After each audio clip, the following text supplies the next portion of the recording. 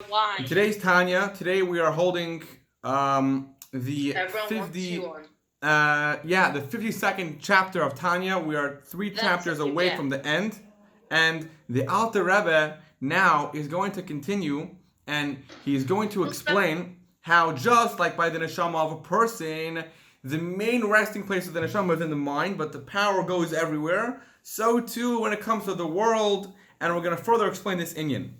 Looking inside, Adam Gili and just like by a person, the neshama mainly resides where? In the brain, in the head. So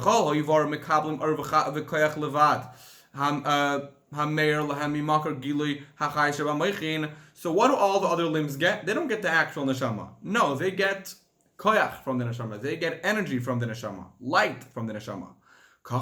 So too, al mashal. Iker gile klos hamshachas achayus lahachis aylemois va'abruim shebehem hu melubash v'nichla b'rtzeine v'chamasu v'nasei data yisbarach hanikroim b'shem moichin.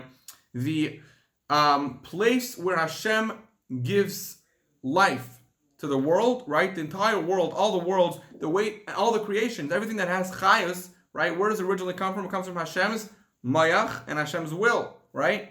So we're going to call that Hashem's moichin, Hashem's brains. That's where everything comes into existence from. Everything gets energy from. Yeah. Now Hashem's chachma. We said everything comes from Hashem's chachma, Hashem's mayach. Now where did Hashem put his chachma? Where did he put his mayach?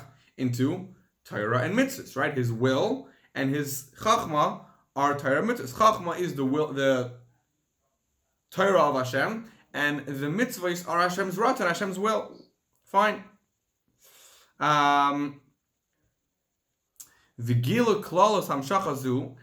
how does this revelation get manifested? How does it come out? Who makar hachayus asher ha'olam is mekablim kol achad depratis rak ha'aram is pashates u'ma'ir makar zeh. The way this life force flows out from Hashem's mayach, that is the way it goes out into the world and into everything else to give them chayus, to give them energy. By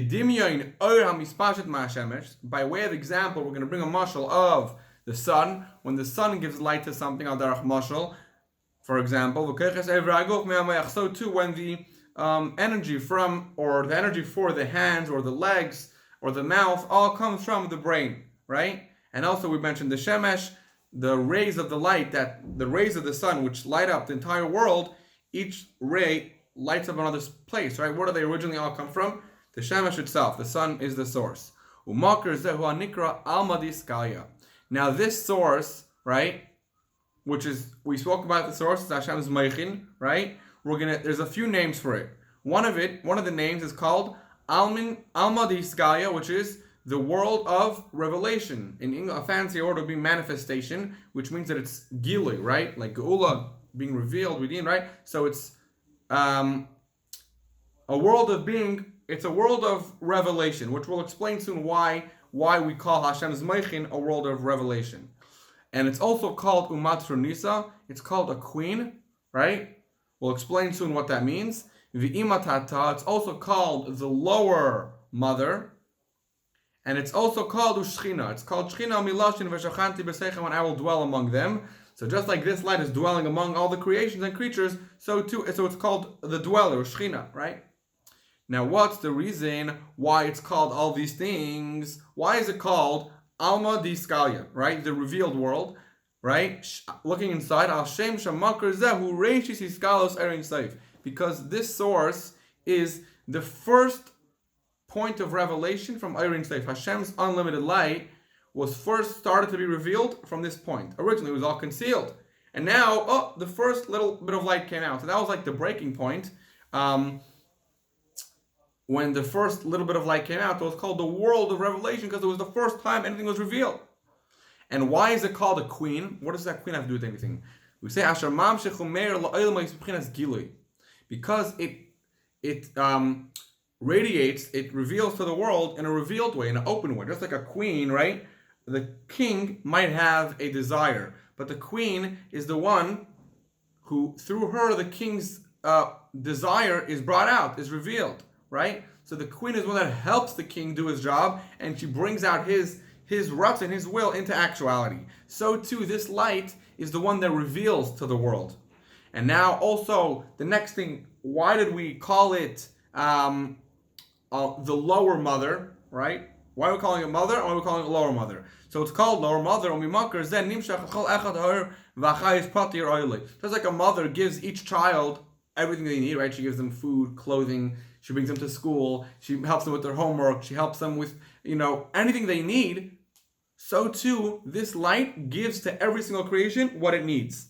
So that's why it's called Ima. Why is it called Ima Tata, the lower mother? Because there is a higher mother, which is called Bina, which we're not going to get into that now, but Bina is referred to as the higher mother. So if this one is a mother also, it must be called the lower mother. Fine? And the last but not least is called Shechina, because like we said before, it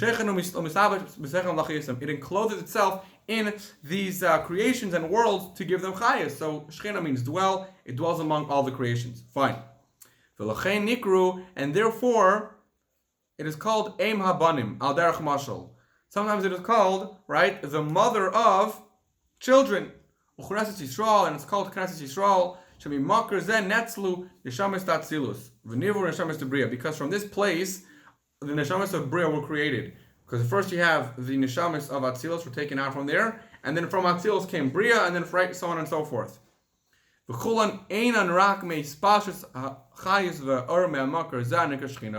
So all these levels all come out, right? All of them. So the higher world and all the creatures that were created, all the souls, they are derived, they come from the extension of light and life, which comes out of this source, which is called Shechina. So it all comes out from there, and from there everything is created.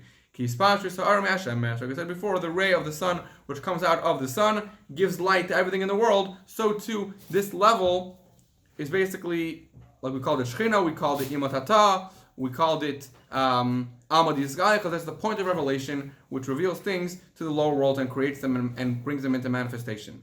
So in short, we continued in the mashal of the body. We explained how just like in the body, the mind gives life to the body, so too there is a high level called Alma, we call it Alma Diskalia. This level is level of light which manifests and gives light to the rest of the world and all the creations and keeps them living, just like the sun and like the mind and the body analogy we brought before. Shkayach for joining today's Tanya Shiur.